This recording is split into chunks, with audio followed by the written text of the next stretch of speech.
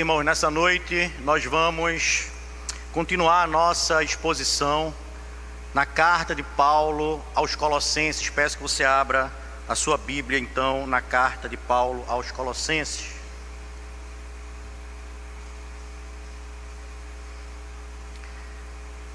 Na ocasião passada nós fizemos a exposição, fizemos uma introdução à carta e tratamos dos versículos 1 e 2 do capítulo 1. Hoje nós vamos ler os versículos 3 a 8, mas vamos concentrar a nossa exposição dos versículos 3 a 5.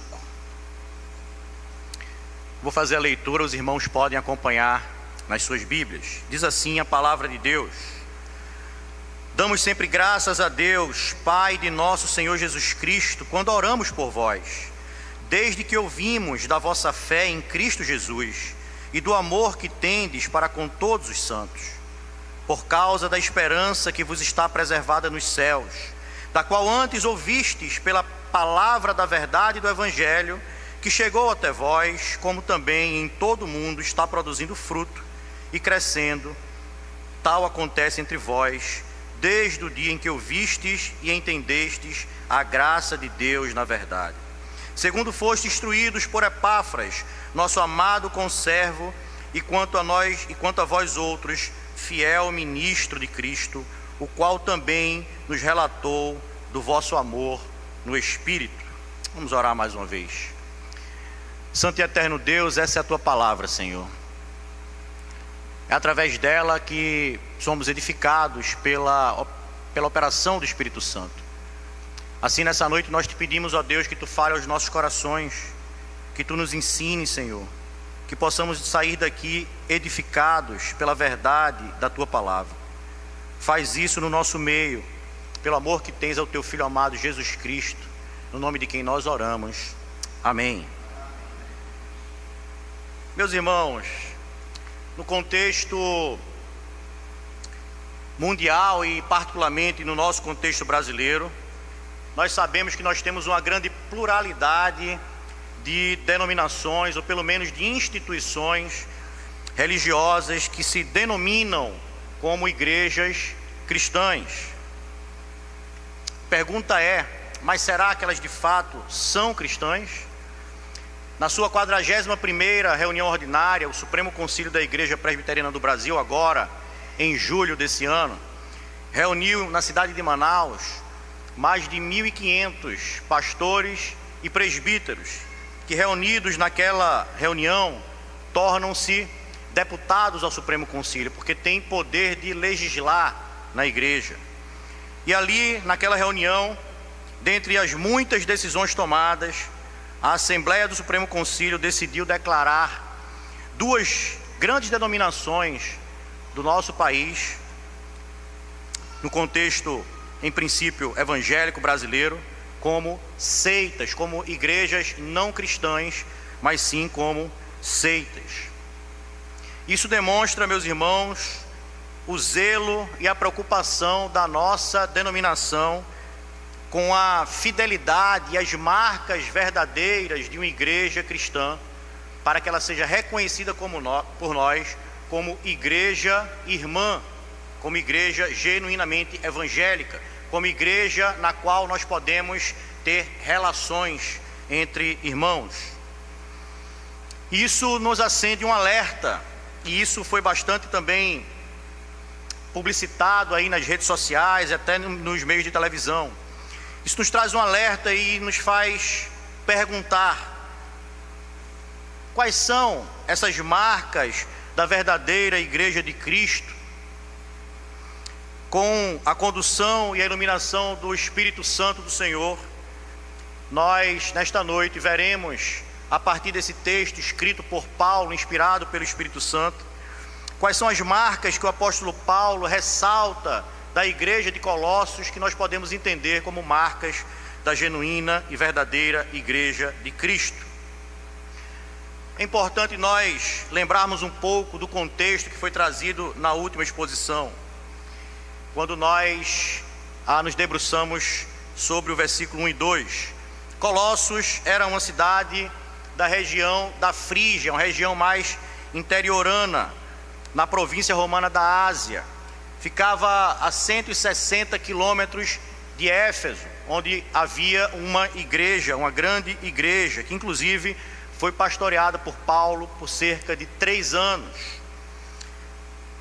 Muito provavelmente Colossos era filha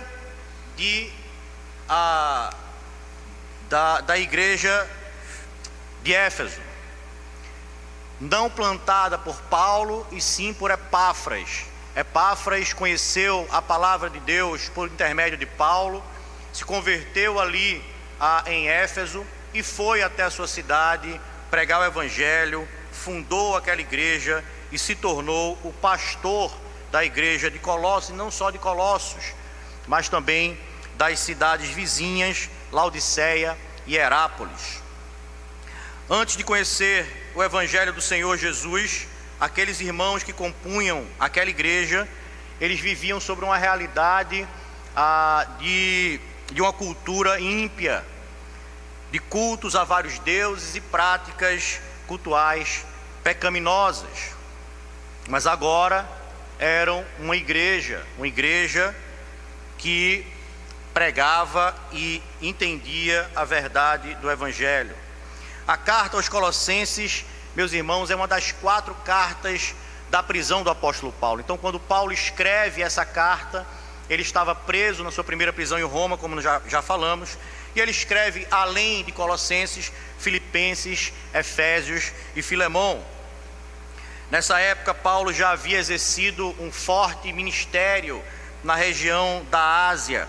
Por mais de 15 anos havia pregado o evangelho, fundado igrejas, feito discípulos, mas agora estava impedido de sair de Roma por ocasião da sua prisão, que se originou lá em Jerusalém, pela perseguição dos judeus, se estendeu por 2 anos em Cesareia e depois foi para Roma.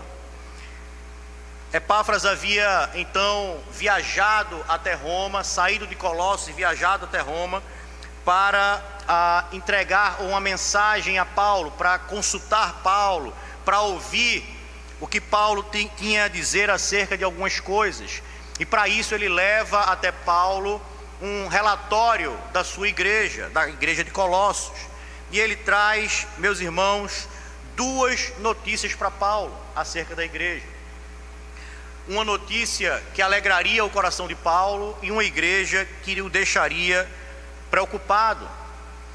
A primeira foi uma mensagem de que aquela igreja de Colossos, ela era uma igreja fiel, ela era uma igreja genuinamente cristã, que ela tinha as marcas da igreja cristã, era uma igreja que crescia, uma igreja que de fato adorava o seu Senhor. Mas a mensagem também havia o cunho de preocupação, porque ali existia uma disseminação de uma forte heresia. Uma heresia, como dissemos na primeira oportunidade, uma heresia diferente de outras tratadas no nível do Novo Testamento, porque ela, na verdade, reunia várias correntes heréticas dentro de Colossos, de maneira que ela ficou conhecida como a heresia de Colossos. E ela reunia, por exemplo, um proto-gnosticismo dualista, uma negação, ou pelo menos uma ideia de que a matéria era má e o espírito bom. Ela trazia aspectos do legalismo judaico, com seus ritos, guarda de dias, festas e circuncisão. Ela também trazia aspectos da filosofia mística, que entendia-se a dever cultuar os seres celestiais e ter no culto experiências sobrenaturais, místicas, naquela composição. Então, isso tudo reunido estava afetando a igreja, porque essa heresia já estava sendo disseminada dentro da igreja. O que nós entendemos aqui, alguns comentaristas também entendem, é de que na igreja de Colossos já havia certa contaminação, ou pelo menos flerte com esse tipo de heresia. A situação era grave, tanto que Epáfras, como dissemos, ele sai de Colossos e vai até Roma. E, meus irmãos, eu sei que vocês sabem, naquela época não tinha avião, e também não tinha estradas boas. como as do Maranhão, né, Alessandro? Não tinha. Então, eram semanas de viagem. A distância entre Colossos e Roma era de aproximadamente 2.000 quilômetros. Então, era um sacrifício fazer essa viagem, mas Epáfras estava preocupado e levou essa situação até Paulo. De maneira que a carta de Paulo aos irmãos de Colossos, ela é na verdade uma resposta a esse relatório trazido por Epáfras ali em Roma.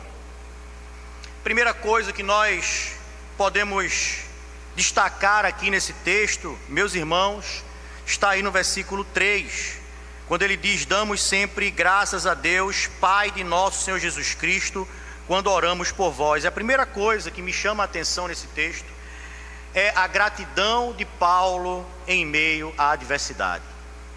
Perceba que o motivo maior, entendemos, da viagem de Epáfras até Roma não foi simplesmente para dizer: olha, Paulo, está tudo maravilhoso, a igreja está bem. Sim, eu entendo que aquele pastor, ele ficou alegre em dizer isso a Paulo, mas muito mais do que isso, ele levava a uma grande preocupação, e ele disse a Paulo essa preocupação. A igreja estava sendo assolada por um pensamento herético, perigoso e diferente de todos os outros. Mas mesmo diante dessa situação, Paulo dá graças a Deus pela vida daquela igreja. Aquele pastor buscava ajuda e levou uma carta que dizia a Deus gratidão pela vida dessa igreja. E a pergunta é: como que Paulo, diante desse relato de que um perigo tão grave estava no meio da igreja, como que diante dessa realidade ele poderia dar graças a Deus por eles? Quando nós recebemos relatos dessa natureza, será que a nossa primeira ação ou reação é de parar um pouco e agradecer a Deus pela vida daquela comunidade, ou nós fazemos diferente? É interessante observar, meus irmãos, e cabe já uma autoanálise, uma reflexão de cada um de nós, que nós temos a tendência nas nossas relações, isso ao longo dos séculos, de darmos mais importância e publicidade aos fatos ruins e às más notícias. Por isso existe o ditado, né? Notícia ruim corre rápido, porque as pessoas propagam o que é ruim, elas repassam o que é ruim, elas valorizam o que é ruim. Se alguém é muito bom, é uma pessoa reta, correta, e se aquela pessoa pisa na bola, normalmente nós somos ligeiros para comentar e dizer: você sabia o que aconteceu com fulano? Mas nós não somos rápidos para propagar boas notícias. Por isso, então, a consequência dessa ação nossa, na verdade, é uma supervalorização do pior das pessoas, daquilo que acontece de negativo. Mas diferente desse comportamento, o apóstolo Paulo, ele sabia o valor de uma igreja. Ele sabia e conhecia o alto preço que foi pago pelo Senhor Jesus para que aquela igreja existisse. Paulo, ele não fechava os olhos para os erros, para os problemas, para as dificuldades das igrejas. Nós percebemos isso nas suas cartas. Paulo tratava esses problemas. Contudo, e ao mesmo tempo, ele também tinha capacidade de reconhecer a importância daquela igreja, de agradecer a Deus por sua vida e ministério. E veja como Paulo, ele tinha esse coração voltado à gratidão pela vida das igrejas. O reverendo Heber Campos Júnior, na sua exposição, ele relata exatamente algumas cartas onde Paulo faz isso. Vejamos, por exemplo, quando ele agradece pela vida dos romanos. mesmo havendo briga entre os fortes e os fracos, como ele trata no capítulo 14. Ele agradece a Deus pelos coríntios, tão repletos de divisões e imoralidades. E ele trata isso no capítulo 1, no capítulo 5, 6 e em outras partes também da epístola. Quando agradece pelos filipenses, ele sabia que eles tinham problemas de unidade na igreja, mas ele mesmo assim agradece pela vida daquela igreja. Quando agradece também pelos tessalonicenses, que tinham uma visão escatológica equivocada, Paulo agradece pela vida deles e trata na sua epístola de orientar aqueles irmãos. Paulo tinha, meus irmãos, a capacidade de agradecer pela obra ainda inacabada, porque nós só seremos igreja triunfante quando nós estivermos na glória, quando nós triunfarmos, quando o Senhor Jesus Cristo voltar, aí sim nós seremos uma igreja perfeita.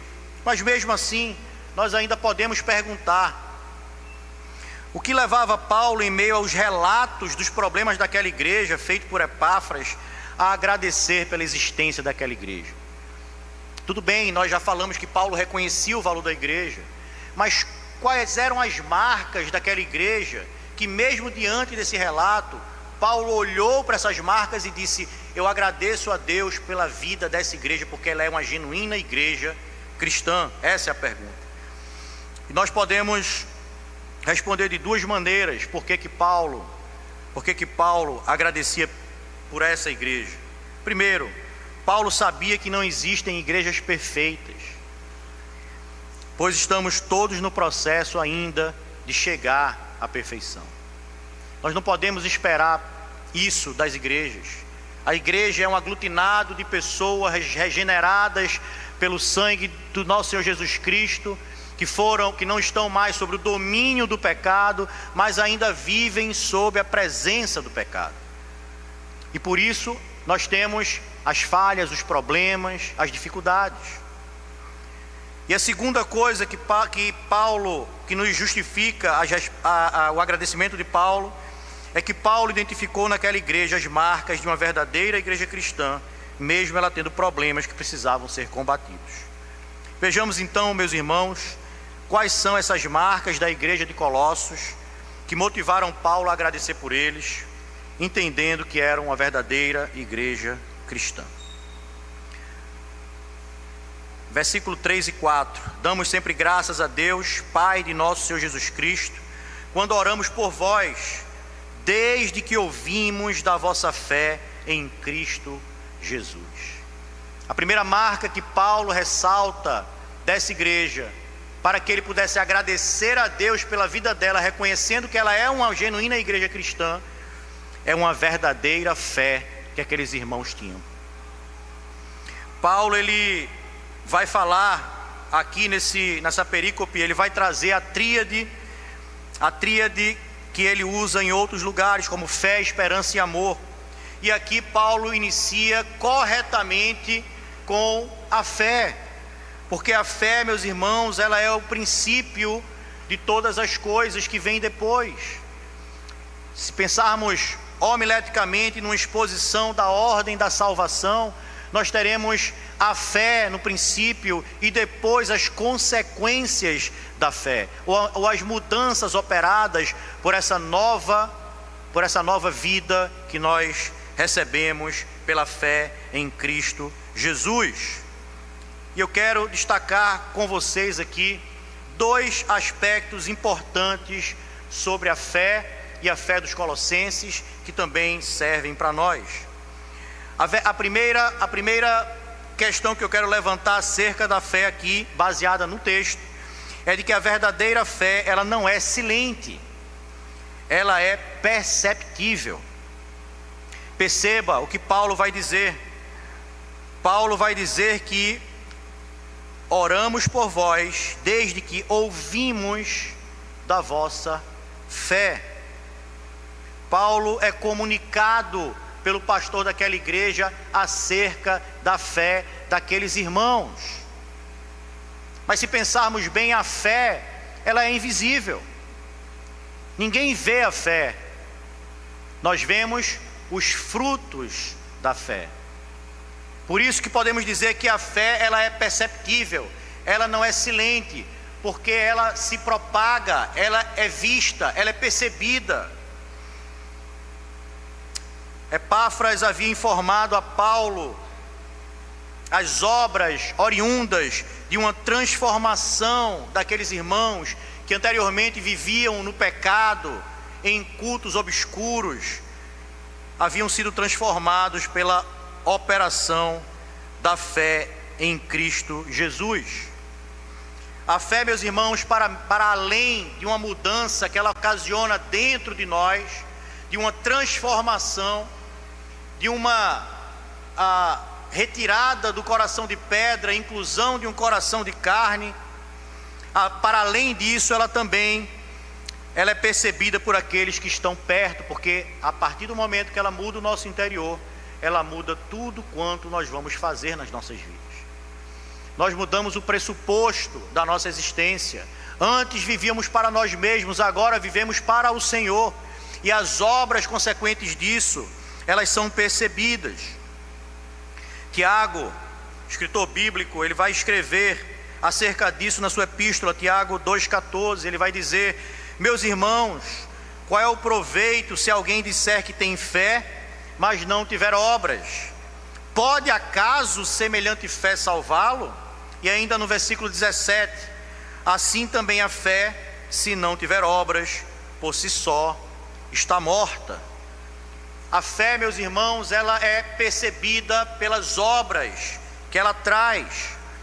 Lancelot Wright, reformador inglês do século XVI, expondo esse texto, corrobora com Tiago e vai dizer o seguinte: assim, uma fé viva e verdadeira não pode ficar escondida por muito tempo, mas explodirá em boas obras. Paulo pôde ser informado sobre a fé daqueles irmãos, porque de fato houve uma mudança na vida daquela igreja. Aquela igreja dava frutos, aquela igreja, ela exalava o bom perfume de Cristo nas suas ações, naquilo que ela vivia. Ou seja, uma igreja que vive de fato a verdadeira fé transformadora de Cristo, gera frutos de honra. É uma igreja da verdade, que anuncia a verdade do Evangelho, por isso será publicamente reconhecida como igreja cristã por suas obras espirituais e por aquilo que prega. Se uma igreja vive de fato a verdadeira fé, se ela foi de fato transformada, ela vai ser reconhecida publicamente pelas obras que ela entrega. Segundo aspecto dessa fé, a verdadeira fé é em uma pessoa somente. Ela tem uma direção certa. Perceba que o apóstolo Paulo vai dizer: quando oramos por vós, desde que ouvimos da vossa fé em Cristo Jesus. Perceba que Paulo, nessa carta, ele estava combatendo, como nós falamos, uma heresia que estava se alastrando ali em Colossos. E aqui Paulo já começa a dar graça pelos irmãos e dando sinais do que ele abordaria mais para frente, porque Colossos, meus irmãos, é um dos maiores tratados cristológicos do Novo Testamento. Paulo aqui ele faz asseverações belíssimas sobre a pessoa de Cristo. Nós vamos ver no prosseguir da epístola. E aqui ele já dá a deixa, ele já vai dizer: olha, eu agradeço a Deus pela fé que vocês têm em Cristo. Isso porque se pregava fé em outros que não a Cristo. Isso porque se pregava salvação de outras maneiras, não somente pela fé em Cristo. Isso porque se dizia que Cristo era somente uma criatura e não o próprio Deus. Se dizia que ele não veio em carne, só em espírito. Se dizia que ele não era o único intermediador entre Deus e os homens, porque antes dele havia os anjos e seres celestiais que deviam ser adorados. Paulo aqui está dizendo que agradece pela vida daqueles irmãos, porque a fé deles era certa em uma só pessoa, no Senhor Jesus Cristo. A confissão de fé de Westminster, a qual a igreja presbiteriana adere como confissão de fé nossa, ela vai nos dizer o seguinte, no capítulo 16, sobre a fé salvadora. Ela vai nos falar acerca dessa fé salvadora, destacando os seus principais atos. Ela vai dizer o seguinte: por esta fé, o cristão, segundo a autoridade do mesmo Deus que fala em sua palavra, crer ser verdade tudo quanto nela é revelado e age de conformidade com aquilo que cada passagem contém em particular, prestando obediência aos mandamentos, tremendo as ameaças e abraçando as promessas de Deus para esta vida e para a futura. E agora, porém, os principais atos de fé salvadora são aceitar e receber a Cristo e firmar-se só nele para justificação, santificação e vida eterna, isso em virtude do pacto da graça. O que a confissão está dizendo aqui é de que os principais atos da fé salvadora são aceitar e receber e firmar-se somente em Cristo, porque somente Ele é o caminho, a verdade e a vida. A fé salvadora, meus irmãos, então é baseada numa pessoa, na firme convicção de que nós temos de quem é Jesus Cristo, da sua obra e da salvação dele, que nos é dada gratuitamente, sem que mereçamos. Não há mistério mais a ser revelado, não tem misticismo, nem passos para a salvação. A salvação, ela nos é dada pela fé somente em Cristo. E perceba que a confissão de fé, ela termina dizendo algo muito importante. Ela vai dizer que nós precisamos sim receber a Cristo, firmar-se somente nele para justificação, santificação e vida eterna, isso em virtude do pacto da graça. Porque alguém pode dizer, está vendo aí, a confissão de fé está dizendo que eu preciso receber, que sou eu quem recebo a Cristo, que sou eu quem me firmo nele. Ela termina dizendo, isso só acontece pela graça. É pela graça de Deus que nós somos regenerados, e então nós recebemos o Senhor Jesus Cristo como Senhor das nossas vidas. Como eu falei, a Epístola aos Colossenses, meus irmãos, é um tratado cristológico dos mais belos. Ele vai se firmar em asseverar sobre a centralidade da pessoa de Cristo, sendo Ele o nosso único e suficiente Salvador. Por exemplo, no versículo 13, ele vai dizer, Ele nos libertou do império das trevas e nos transportou para o reino do Filho do seu amor, no qual, ou seja, nele temos a redenção, a remissão dos pecados. Ele é a imagem do Deus invisível, o primogênito de toda a criação, pois nele foram criadas todas as coisas, nos céus e sobre a terra, as visíveis e as invisíveis, sejam tronos, sejam soberanias, quer principados, quer potestades, tudo foi criado por meio dele e para ele. A fé, ela dá frutos, e a fé, ela é uma pessoa, na pessoa do Senhor Jesus Cristo somente. Mas Paulo, ele destaca uma outra marca daquela igreja, além da verdadeira fé daquela igreja. Ainda no versículo 4, começando no 3, ele vai dizer, damos sempre graças a Deus, Pai de nosso Senhor Jesus Cristo, quando oramos por vós, desde que ouvimos da vossa fé em Cristo Jesus, e do amor que tendes para com todos os santos. Meus irmãos, Paulo, ele tem por certo que o amor genuíno, ele é a sublime expressão da fé. Ele é a sublime expressão da fé. O amor, ele é a consequência na vida daqueles que foram regenerados. Paulo, quando trata acerca da tríade aqui cristã em Coríntios, ele vai dizer que entre a fé, a esperança e o amor, mas o mais importante deles, ou o que ficará, será o amor. Como consequência dessa nova vida. No céu, a nossa fé já estará concretizada. Nós estaremos com o Senhor Jesus Cristo, obviamente crendo nele, nesse aspecto da fé, mas restará o amor que nos foi outorgado pela transformação que sofremos quando recebemos a fé em Cristo Jesus.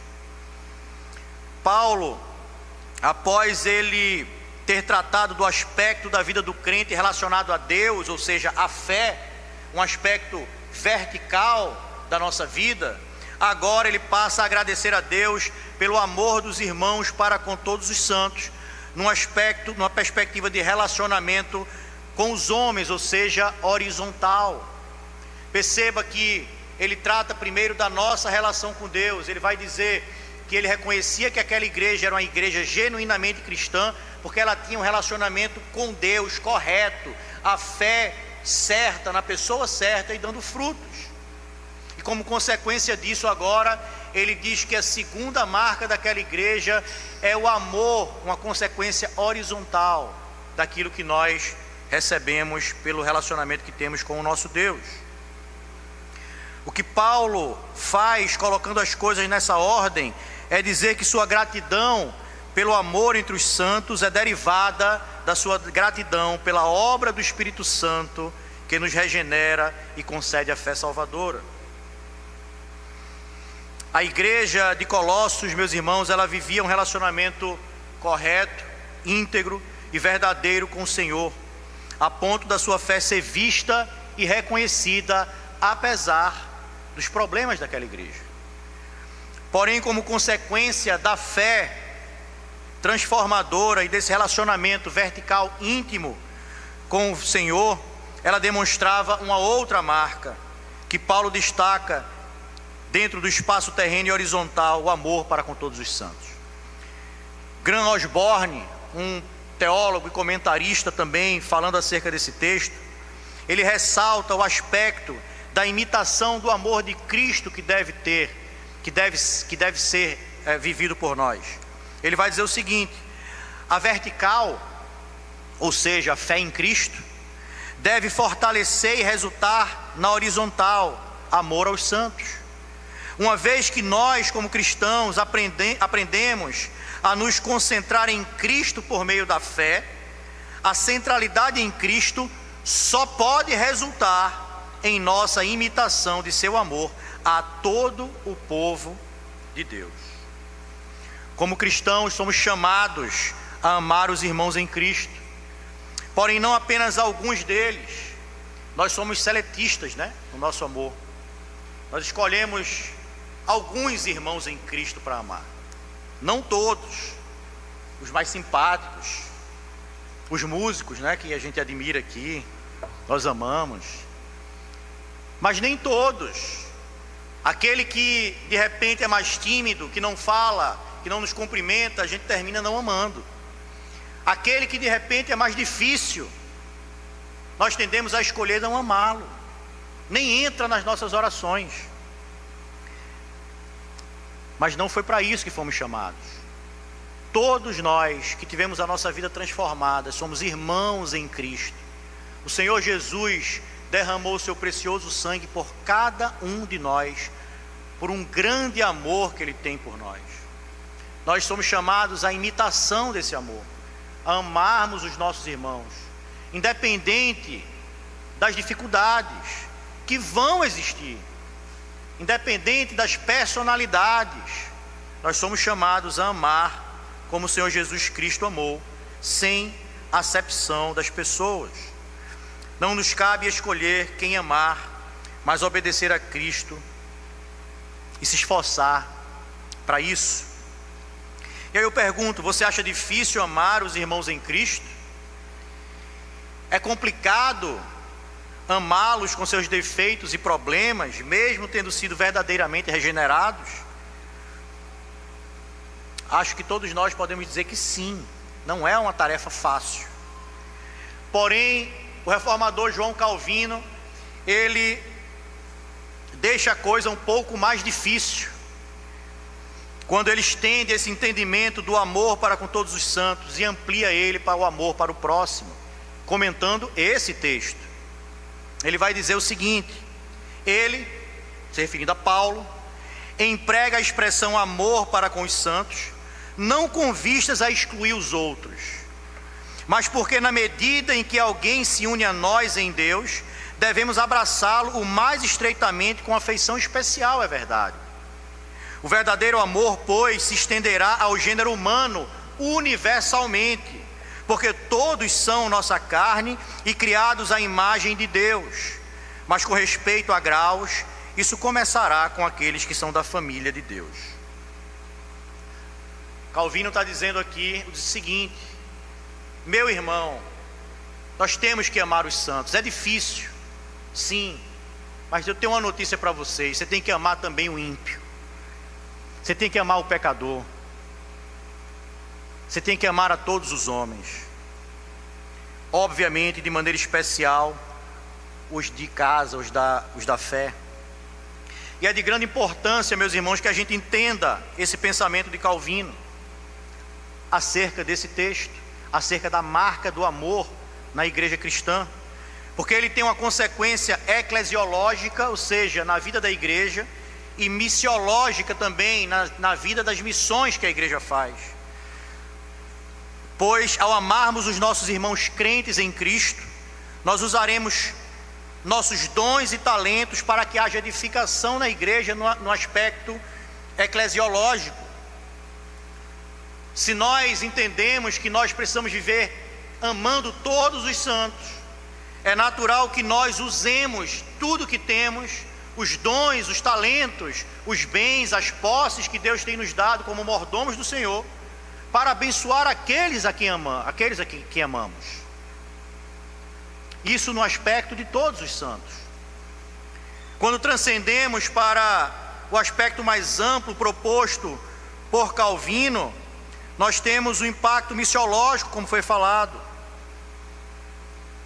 Porque ao amarmos os demais seres humanos que ainda se encontram em situação de depravação, perdidos e sem Cristo, nós usaremos sim também os nossos dons e talentos, mas agora para anunciar o Evangelho, para dizer a eles que existe um Salvador, que é Cristo o Senhor. É o amor, meus irmãos, levando a igreja a trabalhar internamente para o seu crescimento espiritual, mas também externamente para o seu crescimento numérico, para o crescimento na totalidade do reino do Senhor Jesus Cristo. Apesar dos problemas e dos falsos ensinos que buscavam minar a saúde espiritual dos irmãos de Colossos, aquela igreja era uma comunidade que nutria sua fé em um único e suficiente Salvador, que tinha em Cristo seu objeto de centralidade, bem como demonstrava seu senso de discípulo, amando os santos, anunciando o Evangelho e demonstrando isso com suas obras oriundas da fé. Paulo agradeceu a Deus por aquela igreja, porque ele viu marcas de uma igreja cristã. A primeira delas, a fé viva daqueles irmãos e certa em Cristo Jesus. Em segundo lugar, o amor que eles tinham para com todos os santos, e que um amor que também transbordava para com todos os homens, no sentido de que eles eram uma igreja missionária. Mas por último, meus irmãos, como marca destacada por Paulo de uma igreja cristã vista em Colossos, ele vai falar acerca de uma sólida esperança. Versículo 5, ele vai dizer: por causa da esperança. Vamos começar do versículo 4. Ele vai dizer o seguinte: desde que ouvimos da vossa fé em Cristo Jesus e do amor que tendes para com todos os santos, por causa da esperança que vos está preservada nos céus, da qual antes ouvistes pela palavra da verdade do Evangelho. Paulo descreve aqui agora a esperança de maneira especial. Ele descreve a esperança aqui como sendo uma espécie de rocha inabalável que sustenta, ou pelo menos fortalece a fé e o amor daqueles santos. E é interessante que no nosso contexto, hoje em dia, você falar de esperança, você está falando de alguém que espera algo que pode ou não acontecer. Mas perceba o que Paulo vai dizer. Ele vai dizer que aqueles irmãos, eles esperavam, porque aquela esperança estava preservada nos céus, por causa da esperança que vos está preservada nos céus. Paulo não falava de uma vã expectativa, mas ele falava de uma certeza que vai acontecer no tempo. Fomos salvos, meus irmãos, em Cristo Jesus por meio da fé.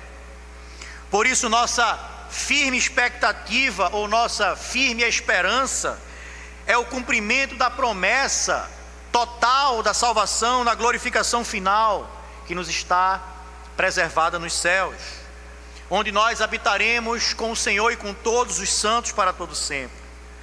E caminhamos para lá numa relação de amor para com Deus e com todos os santos, como resultado dessa fé salvadora. Perceba a lógica agora do apóstolo Paulo. É que ao olharmos para o cumprimento da promessa, para a esperança que nos está preservada, certa nos céus, somos invadidos por um senso abundante de gratidão a Deus por essa graça. Essa é a lógica do apóstolo Paulo, por isso que ele vai dizer que ele vai tratar a esperança aqui como uma rocha que fortalece a fé e o amor. No sentido de que quando nós olhamos para essa vitória que já é nossa em Cristo, nós somos fortalecidos na nossa fé e no nosso amor para com Deus e para com todos os santos. William Hendrickson, também comentando esse texto, explica a natureza dessa esperança e sua capacidade de potencialização da fé e do amor. Ele vai dizer o seguinte: a esperança cristã não se constitui de mero desejo, é um anseio fervente, confiante expectação e espera paciente pelo cumprimento das promessas de Deus, uma certeza plena, centralizada em Cristo, de que essas promessas certamente se realizarão. É uma força viva e santificante. Então, como a esperança da glória essa da qual já recebemos a primeira parcela, não fortaleceria nossa fé naquele que nos agraciou com todas essas bênçãos, a saber, o Senhor Jesus Cristo? A pergunta que ele faz é: como que essa fé, ela poderia não nos fortalecer, como que essa certeza poderia não nos fortalecer a fé? Como não avivaria nosso amor por aqueles com quem compartilhamos eternamente essa alegria? William Hendrickson vai dizer aqui, então, meus irmãos, concordando com o que foi dito anteriormente, que essa esperança, ou seja, quando nós nos lembramos dessa certeza da qual esperamos, mas que já é nossa, porque Cristo nos outorgou a vitória quando Ele venceu a morte. Quando nós pensamos nela, quando nós meditamos nessa esperança, na promessa do Senhor, ela fortalece a nossa fé, ela fortalece o exercício do nosso amor.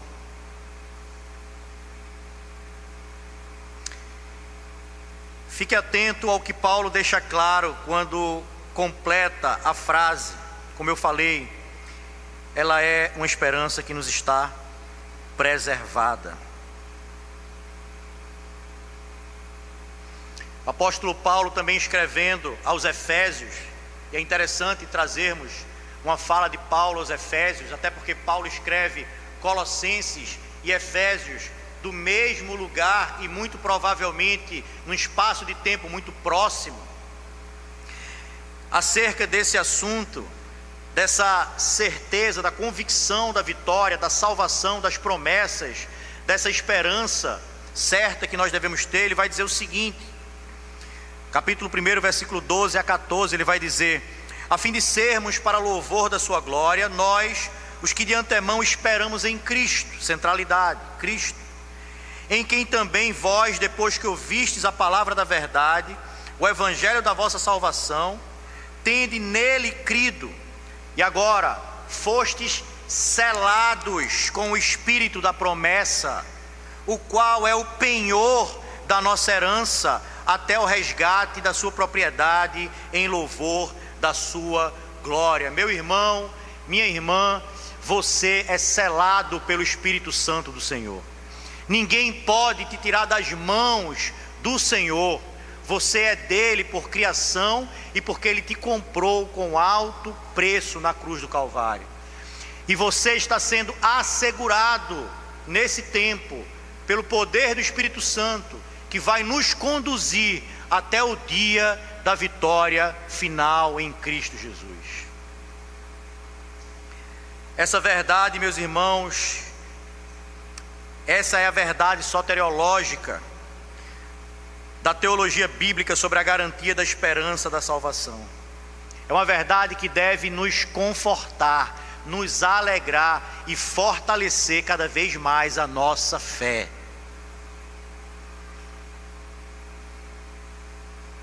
É por isso que nós podemos descansar, porque quem persevera por nós é o Senhor, e Ele não perde nenhuma batalha. Por outro lado, nós também devemos trabalhar arduamente, meus irmãos, pois com essa certeza de tão grande privilégio que temos entre os homens e os anjos, por amor do nosso Deus, nós não podemos ser infrutíferos. Trabalhemos para a glória daquele que nos resgatou e nos deu todas as coisas em Cristo Jesus. Mesmo diante do relato de Epáfras, de uma preocupação com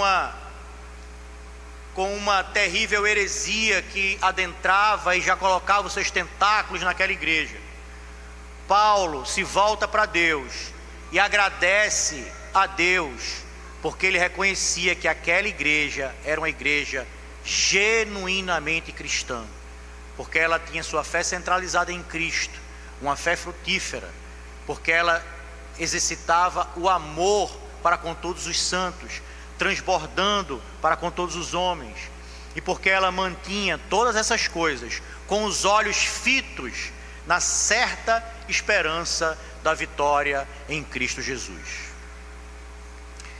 3 rápidas aplicações para nós nessa noite, meus irmãos, acerca do que nós vimos aqui. A primeira delas, diante daquilo que nós ouvimos, sejamos gratos pelos irmãos em Cristo que Deus tem nos dado, pois eles são bênção de Deus para as nossas vidas. Deus nos tirou, nos resgatou do reino das trevas. Deus nos tirou do mundo e Ele nos colocou num lugar físico aqui. Ele nos colocou na igreja com outros irmãos, e o motivo disso é para que nós sejamos bênção na vida dos irmãos e eles nas nossas vidas. Deus separou pessoas desde antes da fundação do mundo, meu irmão que está sentado aí, e colocou ao seu lado nesta comunidade da fé, e colocou também em outros lugares, e colocou em todo o mundo, para que a igreja como um todo, ela seja bênção para você, e você seja bênção para a igreja. Nós precisamos ser gratos pela vida dos nossos irmãos, porque eles são ferramentas de Deus para nos abençoar. E aí eu pergunto, Qual foi a última vez que você orou pelos seus irmãos em Cristo?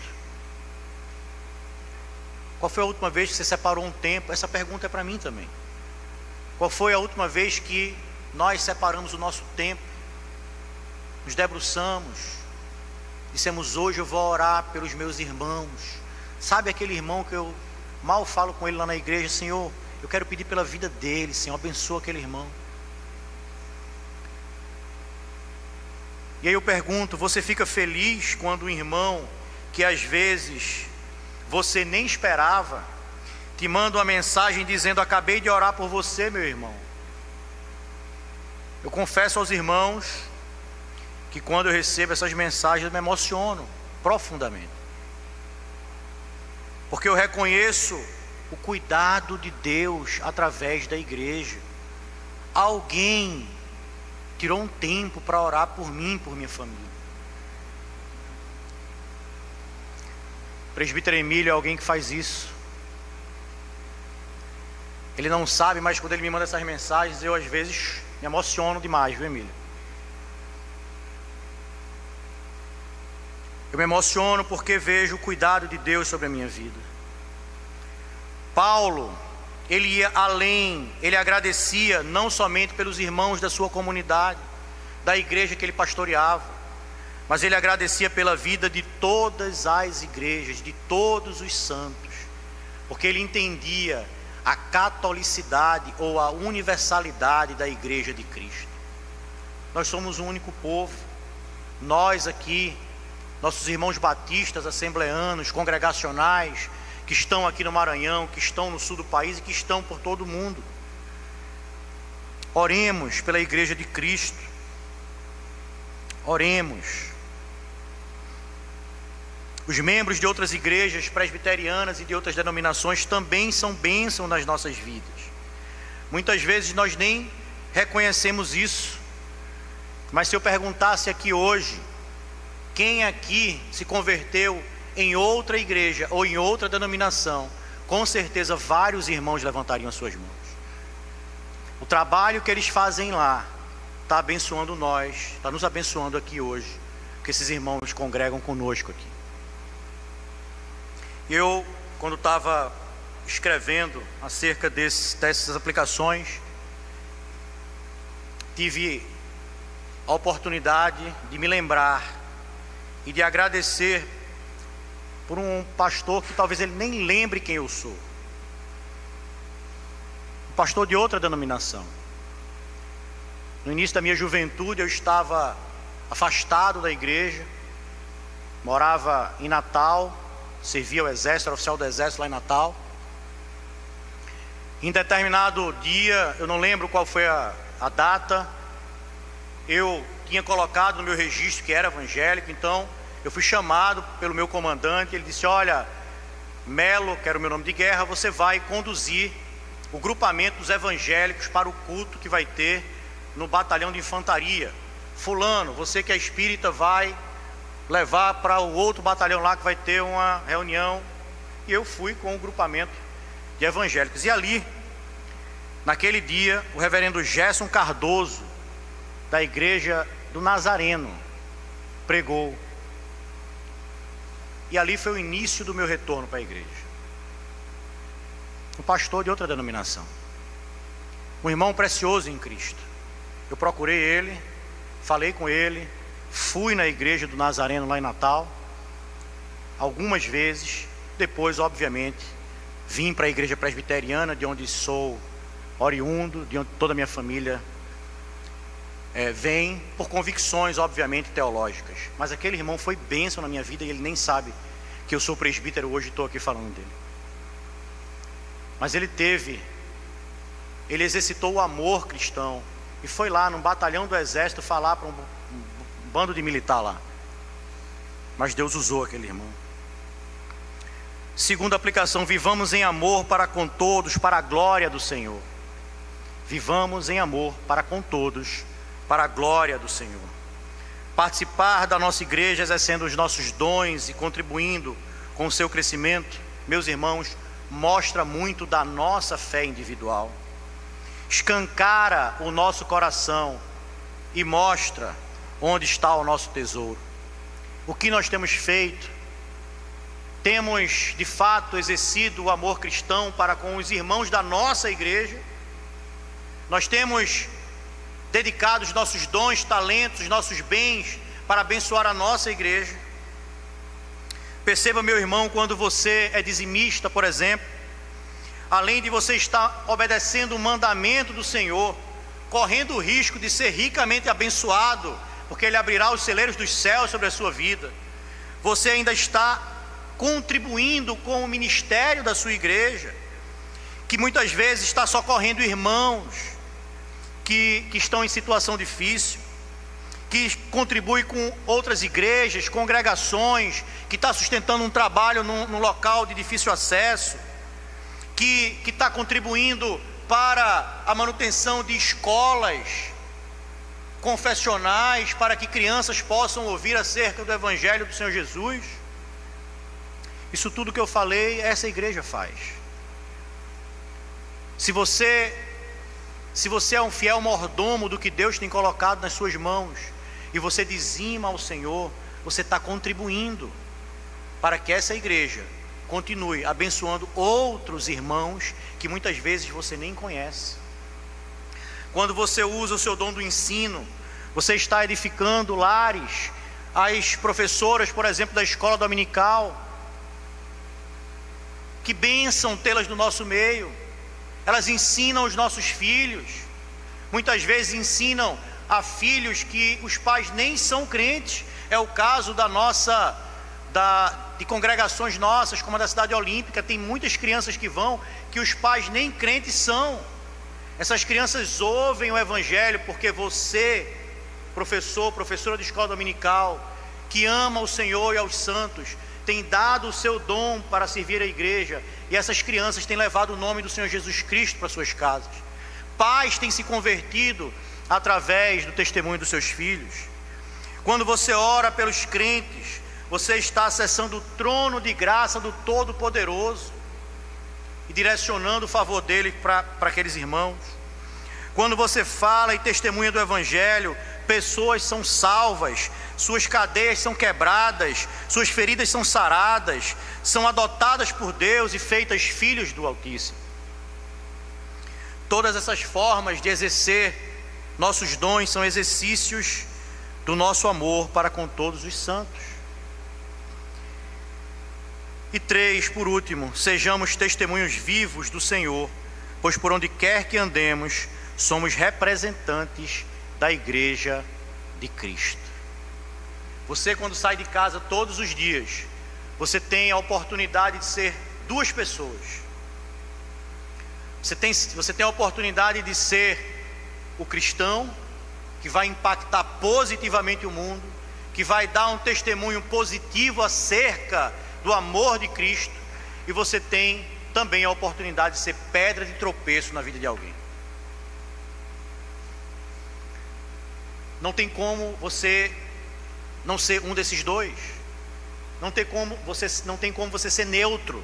Ah não, eu não vou ser nenhum nem outro. Eu não vou ser nem pedra de tropeço, nem vou ser bênção. Porque se você não está sendo bênção, você está pecando contra o Senhor, que te chamou e te vocacionou para ir por todo o mundo e fazer discípulos. Já falei isso aqui. Nós não estamos falando de você pegar um microfone no seu trabalho e ficar pregando o Evangelho, mas é de você dar o testemunho nas suas ações, naquilo que você diz, naquilo que você fala. Nosso comportamento pode apontar para a pureza e fidelidade da nossa fé e pode impactar vidas, porque nós somos testemunhas de Cristo.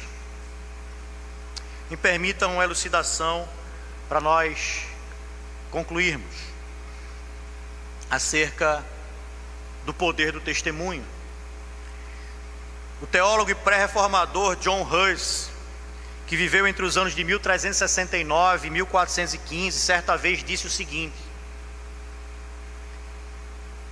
espero pela graça de Deus que eu seja um verdadeiro cristão, não me desviando da fé, e que prefiro sofrer a pena de uma morte terrível do que desejar afirmar algo fora da fé ou transgredir os mandamentos de nosso Senhor Jesus Cristo. John Hus foi queimado vivo em 1415 por sua fé, por confrontar posições não bíblicas da Igreja de Roma. O seu testemunho de não abdicar da sua fé, porque foi lhe dado a oportunidade, ele ainda na fogueira, antes de acender, foi dada a oportunidade de ele se refazer, ele reafirmou a sua fé. O seu testemunho impactou muitas vidas, mas impactou em especial a vida de um homem que foi usado por Deus 100 anos depois. Esse homem é o reformador Martinho Lutero, que deu início à maior reforma da igreja cristã. Lutero repetiu a frase dita por Hus no dia de sua condenação. Ele disse o seguinte, quando estava para ser queimado: vocês podem queimar um ganso. Hus significava ranço na língua tcheca.